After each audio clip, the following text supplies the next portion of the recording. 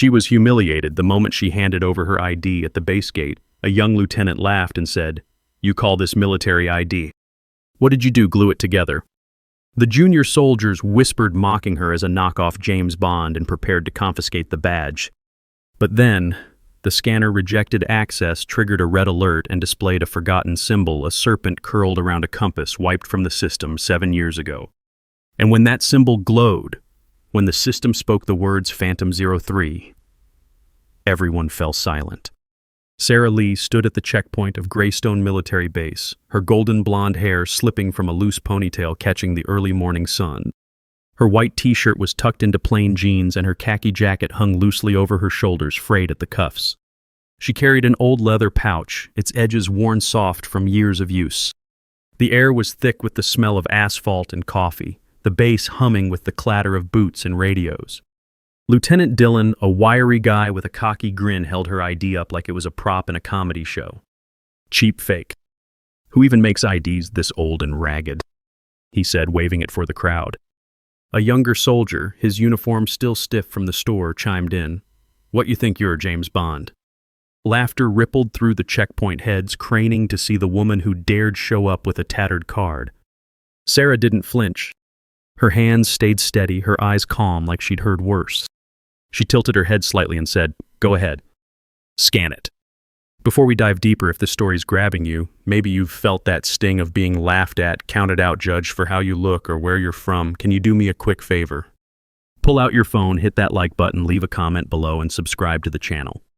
It keeps us going, sharing stories like Sarah's that remind us we're stronger than the world thinks." "All right, let's get back to it." Dillon smirked, flipping the ID between his fingers like it was a playing card. He slid it into the scanner, expecting a quick rejection. The machine hummed, then froze. A red light pulsed. A sharp tone, high and unfamiliar, cut through the morning chatter. Code zeros and ghost clearance triggered flashed across the screen. That serpent and compass symbol glowed almost alive, its edges sharp against the dull monitor. Dillon's grin slipped. He tapped the screen, then scanned again. Same tone, same symbol. The soldiers behind him went quiet, their coffee cups hovering mid-air. This isn't in the database," Dillon muttered, his voice cracking just enough to betray his confidence. Sarah stood there, hands in her pockets, her face unreadable. The checkpoint felt smaller, now the air heavy with something nobody could name. A captain pushed through the crowd.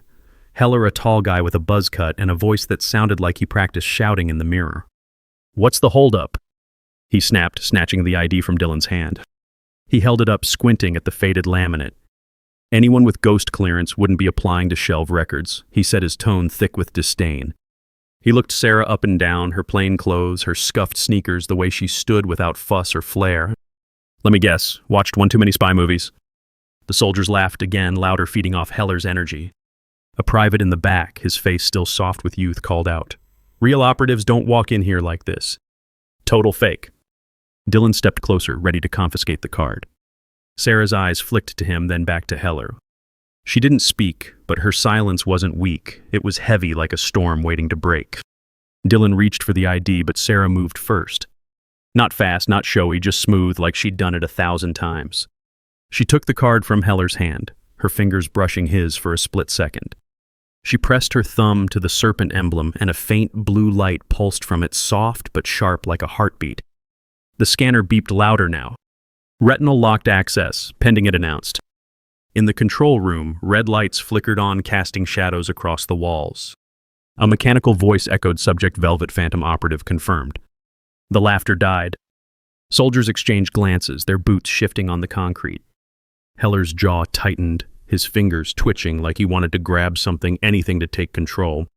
Sarah slipped the ID back into her pouch, her movements slow, deliberate, like she was giving them time to catch up. Lieutenant Colonel Randall stormed in, his boots hitting the ground like he meant to crack it. He was broad, his face flushed, his uniform pressed to a razor's edge. "What's going on here?" he roared, glaring at Dillon, who fumbled for words. Randall's eyes landed on Sarah, then the ID on the desk. "I'm not scanning that piece of junk," he said, slamming his hand down so hard the scanner rattled. "Detain her." Dillon hesitated, his hand hovering near Sarah's arm, but Randall cut him off. "I'll take full responsibility. Just another wannabe playing dress-up." The soldiers nodded, some smirking again, ready to drag her out. Sarah stood her ground, her voice low, sharp enough to slice through the noise. "I expected more intelligence from this base," she said. The words landed like a slap, not loud but precise. Randall's face twitched, his eyes narrowing like he wasn't sure whether to shout or step back. Then the system took over. A voice blared from every screen, override activated. Subject 03 authorized. The base doors clicked, unlocking in unison. Monitors flashed, "Welcome Phantom 03. Dylan let go of Sarah's arm like it was electrified. Randall froze, his hand still raised, his mouth half open. The soldiers stared, their smirks gone, replaced by something closer to fear.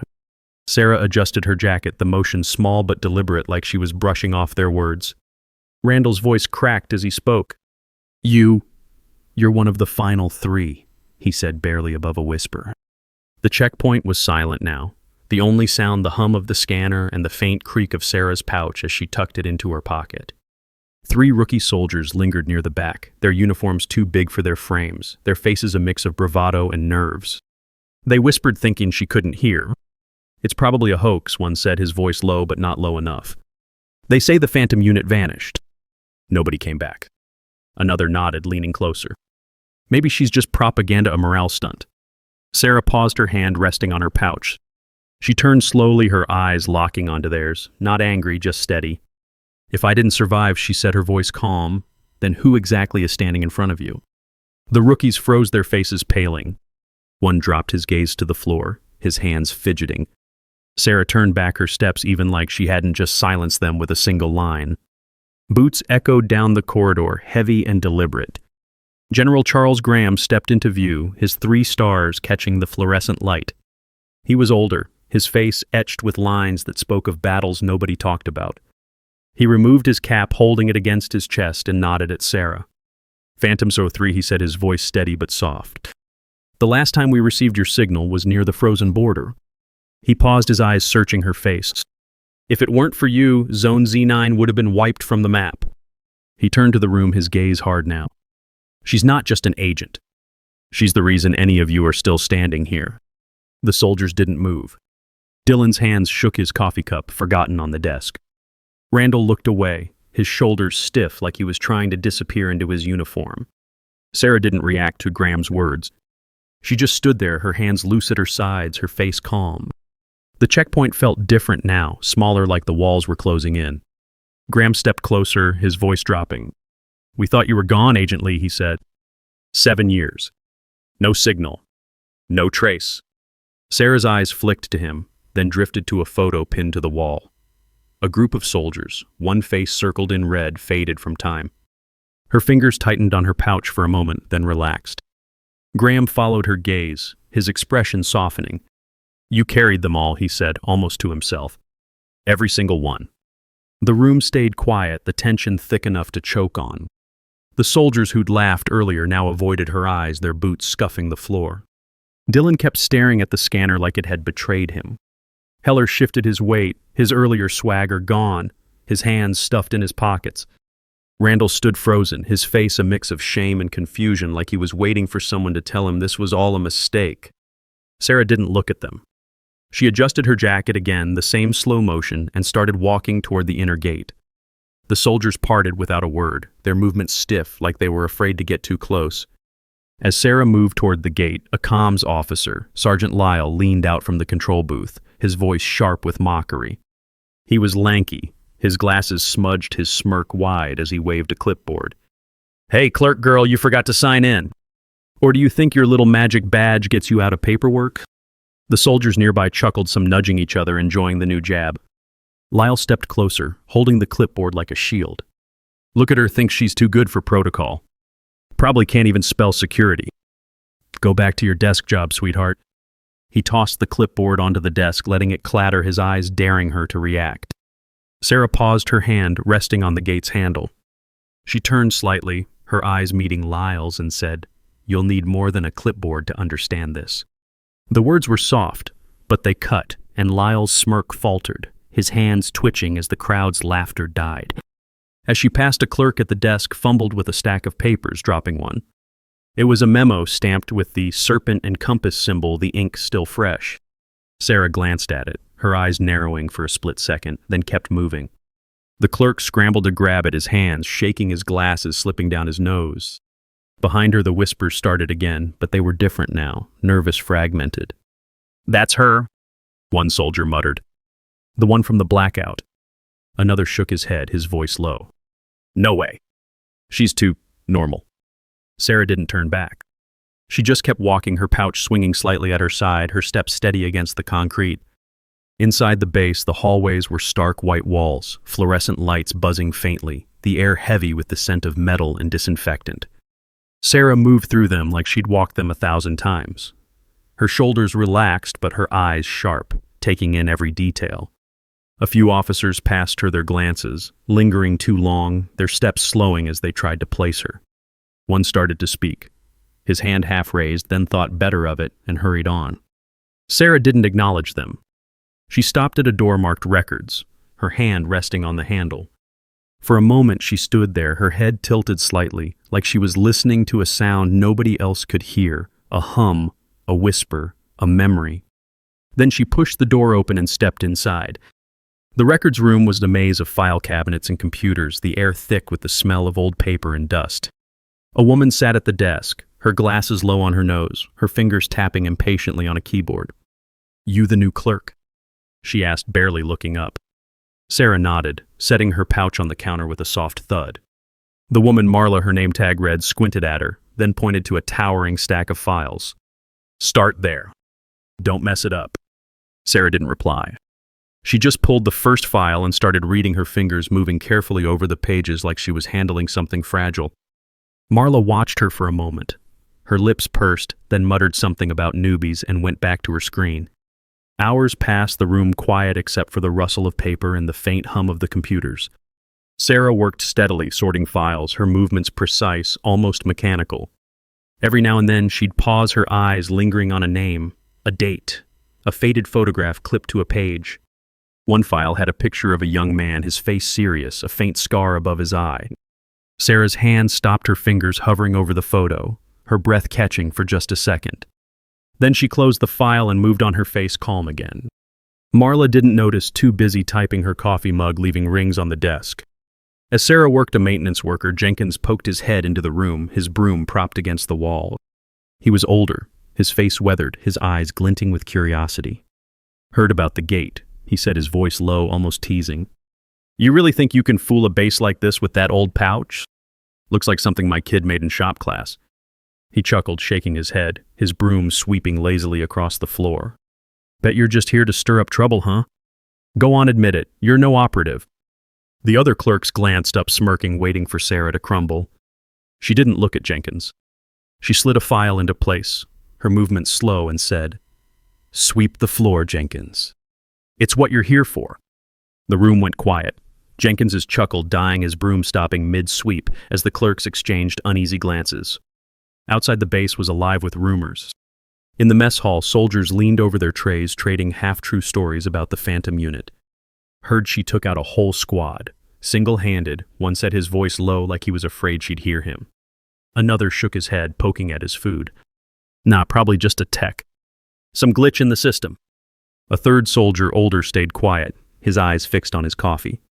He'd seen the memo, the one with the serpent symbol, before it was locked away. He didn't say anything, but his hands gripped the mug a little tighter. Back at the checkpoint, Dylan was still there, his shift dragging on. He stared at the scanner like it was a puzzle he couldn't solve. Randall had written him up, his voice sharp with frustration, before storming off to his office. Heller was quieter now, keeping his distance from the other officers, his usual bravado replaced by a nervous energy. The memo with the serpent symbol was gone, locked in a safe, but not before a few soldiers had snapped pictures with their phones. By noon, the base was buzzing with questions. Who was she? Why was she here? And why did General Graham bow to her like that? Nobody had answers, but the air felt different now, like a storm was coming. Sarah kept working, her face calm, her hands steady. But there was a moment late in the morning when she stopped. Marla had stepped out for a smoke, leaving Sarah alone in the records room. She pulled a file from the bottom of the stack, one marked Decommissioned Velvet Phantom in faded red ink. She opened it, her fingers tracing the edges of a single page. A roster, names and dates most stamped. KIA. Her eyes landed on one name circled in red, the same face from the photo on the checkpoint wall. She closed the file, her breath catching her fingers lingering on the cover for a moment longer than they should have. Then she slid it back into place, her movements slow like she was carrying something heavy. The door creaked open behind her. Marla was back, her cigarette still smoldering in her hand. "You done with that stack yet?" she asked, her voice sharp. Sarah nodded, not turning around, her hands already moving to the next file. Marla huffed, muttering something about slow workers, and sat back down. Sarah didn't react, but her eyes flicked to the window where a black SUV rolled past its windows, tinted its engine a low rumble. She paused just for a second, then kept working, her face unreadable.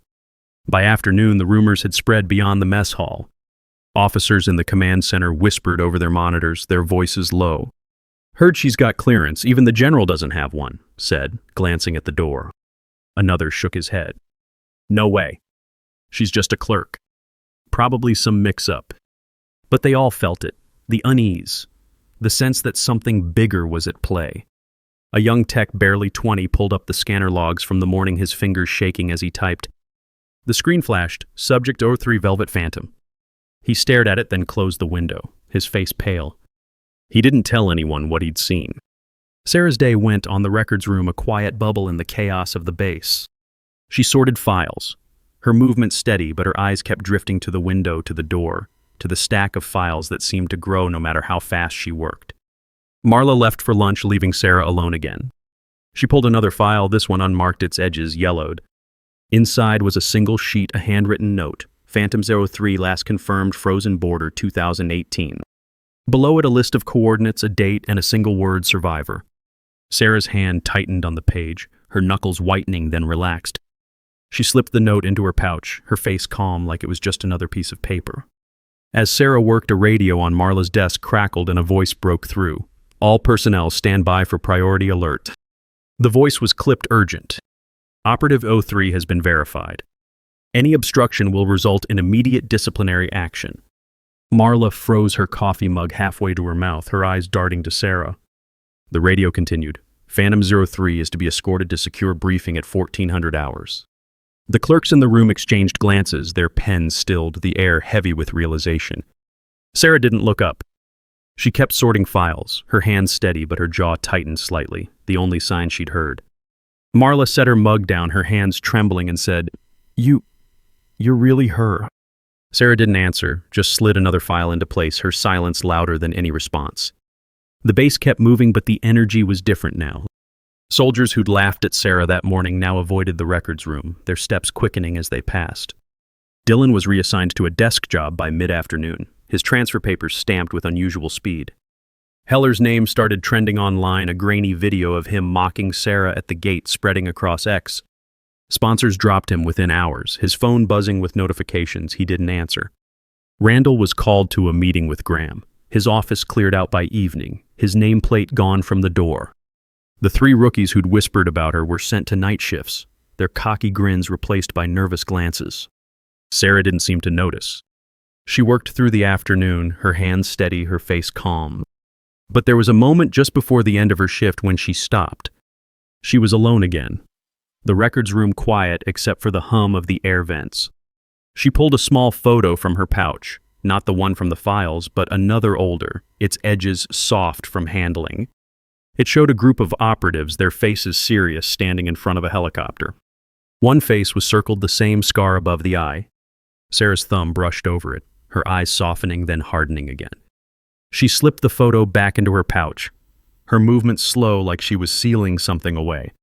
The door opened and a man stepped in, tall, quiet, his face shadowed by a cap.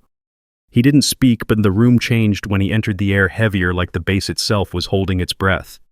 Sarah didn't turn around, but her shoulders relaxed like she'd been waiting for him.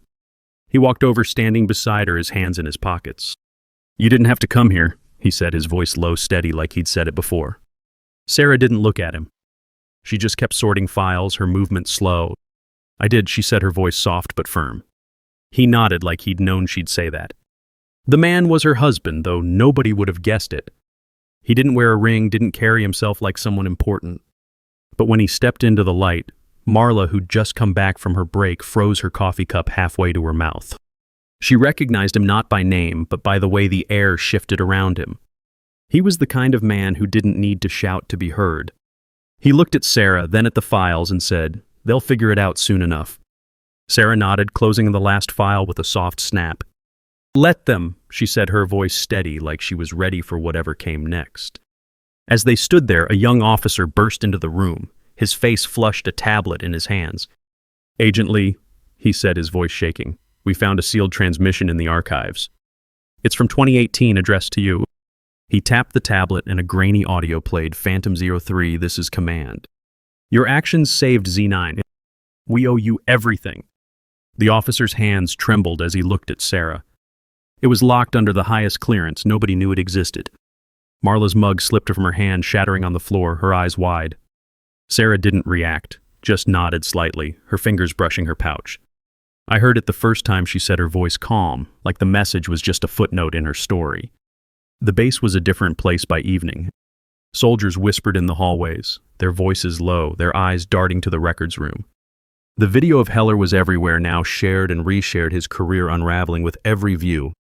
Dylan was gone, his locker emptied, his name already fading from conversation. Randall's office was dark, his meeting with Graham ending with a single sentence, "You're done." The rookies kept their heads down, their night shifts stretching into weeks, their bravado buried under the weight of what they'd seen. Nobody said Sarah's name out loud, but they all knew. She wasn't a clerk. She wasn't a fraud. She was something else, something they'd never understand. Sarah left the records room that night, her pouch tucked under her arm. She walked through the base, her steps, even her face calm. Soldiers watched her pass, their eyes wide, their voices silent. She reached the gate, the same one where they'd laughed at her that morning. The scanner beeped as she passed, the serpent symbol flashing one last time bright against the dusk. She stepped outside, her husband walking beside her, their shadows long against the ground. The air was cool now, the base quiet, the hum of the checkpoint fading behind them. She'd been judged her whole life by people who saw her, plain clothes, her quiet voice, and thought they knew her worth. She'd carried that weight not because she had to, but because she chose to. She'd walked through their laughter, their scorn, and come out whole, not because she fought, not because she shouted, but because she was Sarah Lee. And that was enough. You've felt it, haven't you? That moment when the world looks at you and sees less than you are. You stood there quiet, not because you were weak, but because you knew. You knew your truth even when they didn't. You weren't alone then. You're not alone now. Where are you watching from? Leave a comment below and hit follow to walk with me through heartbreak, betrayal, and finally healing.